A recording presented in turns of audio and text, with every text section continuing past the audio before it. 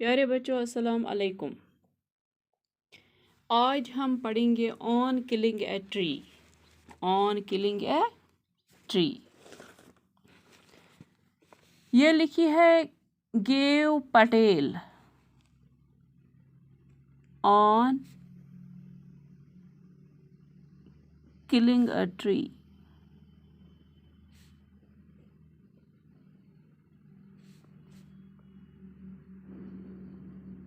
Gave Patel.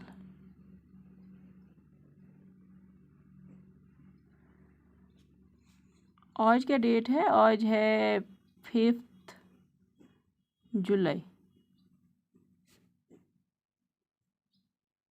ये 9th class students के लिए है। हाँ देखो बेटा, on killing a tree. In this poem, poet uses tree as a symbol. Symbol of what? Symbol of some deep-rooted evil. Tree as a symbol लिया है, मिसाल दी है। पोइट ने ट्री की मिसाल दी है। ये एक सिंबल लिया है। सिंबल मीन्स, सिंबल हम कहते हैं मिसाल ली है। सिंबल हम मिसाल को कहेंगे। मतलब डायरेक्ट ट्री नहीं लिया है, डायरेक्ट वो चीज़ नहीं लिया है, ट्री को बोला है, ट्री को एज सिंबल लिया है, मिसाल ली है।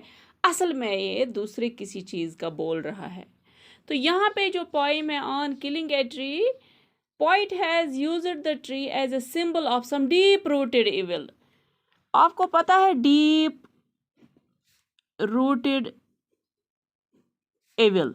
इविल हम गुनाह को कहते हैं। इविल हम गुनाह को कहते हैं। डीप रूटेड, डीप मीन्स बहुत गहरा। वो गुनाह जिसके रूट्स बहुत डीप हों कि उखाड़ ना सकें हम। वो गुनाह जिसके रूट्स बहुत बहुत डीपली ग्रो हुए हो। बच्चों आप समझ लो मैं क्या बोल रही हूँ। हम आज पढ़ रहे हैं ऑन किलिंग ए ट्री। अगर हम लफ्जी मायने देखेंगे इसकी, ऑन किलिंग ए ट्री हुआ एक ट्री को किल करना। मगर हम बहुत सारे ट्रीज को किल कर सकते हैं। मगर अगर हम मिसाल लेंगे, ट्री को एज सिंबल लेंगे of what? Of deep rooted evil, किसी गुनाह का। अगर हम किसी गुनाह में उलझे हुए हैं, हमें आदत हो गई है वो गुनाह करने की, जब हम उससे छुटकारा पाते हैं तो जल्दी छुटकारा नहीं पा सकते हैं। उसको, उस डीप रूटेड इविल से दूर रहने के लिए बहुत सारी मेहनत करनी पड़ती है। Poet has painted the tree as a parasite and as an ugly growth. हम कह सकते हैं कि poet has painted, poet has painted a tree. Poet has painted a tree as an ugly growth. यानी वो ऐसे चीज़ का ग्रो करना, ऐसे चीज़ की ग्रोथ होना जो एक पैरासाइट बन के रहता है। In this poem, poet conveys a message to our youngsters who are in teenage. उनको कहता है कि जो भी कोई किसी गुनाह में उलझे, फिर उसको वहाँ से आना आसान काम नहीं है। जिस तरह एक ट्री को हमें लगाने में बहुत टाइम लगता है, एक ट्री को लगाने में बहुत टाइम लगता है, उसको रूट्स के साथ ज़मीन में लगाना पड़ता है, उसको वाटर देना पड़ता है, बहुत सारी सनलाइट लेता है, ये बहुत सारी मैन्यूवर लेता है, ये उसके बाद ग्रो करता है, स्टेम बनता है, ब्रांचेस बनते हैं, लीफ बनता है, लीव्स। तो इसी के साथ ये फिर फ्लावर्स देता है, इसके साथ फ्रूट्स देता है। जब हम ट्री को उखाड़ते हैं, अगर हम आरी से हम उखाड़ेंगे ट्री को, ये फिर से ग्रो होता है। जब तक ना हम इसको विद इट्स रूट्स उखाड़ देंगे ज़मीन से, फिर वहाँ से वो मिट्टी भी निकालेंगे, इसका ज़र्रा भी वहाँ नहीं रहना चाहिए, तब ये ट्री और ग्रो नहीं करेगा।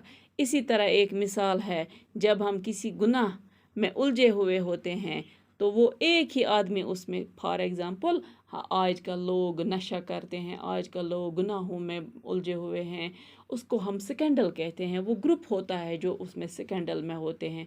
अगर हम एक इंसान को वहाँ से उस बाज लाएं, मतलब उसको हम वहाँ से वापस लाए, उस गुनाह करने से बचाए, लेकिन वो जो बाकी लोग हैं वो और लोगों को अपने साथ लेंगे गुनाह करने के लिए।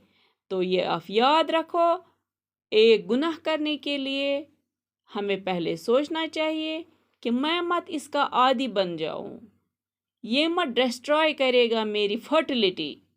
जिस तरह अगर हम एक ट्री लगाएंगे, वो फर्टिलिटी बढ़ाता है, उसको ये जो ट्री है उसको दे, द ट्री स्प्राउट्स लीव्स, है ना।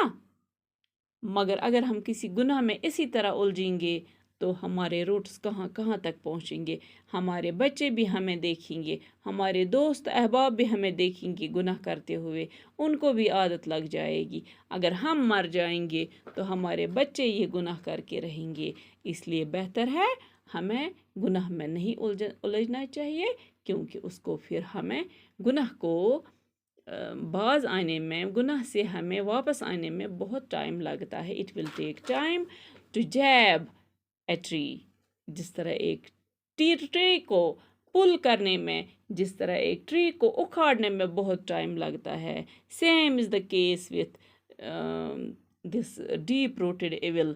Poet has used the tree as a symbol of an evil. Which evil? Deep rooted evil. तो बच्चों, आप ये आज का इंट्रोडक्शन काफ़ी है आपके लिए। कल मैं आपको स्कूल में भी ये पढ़ाऊँगी। That is all for today. Thank you very much.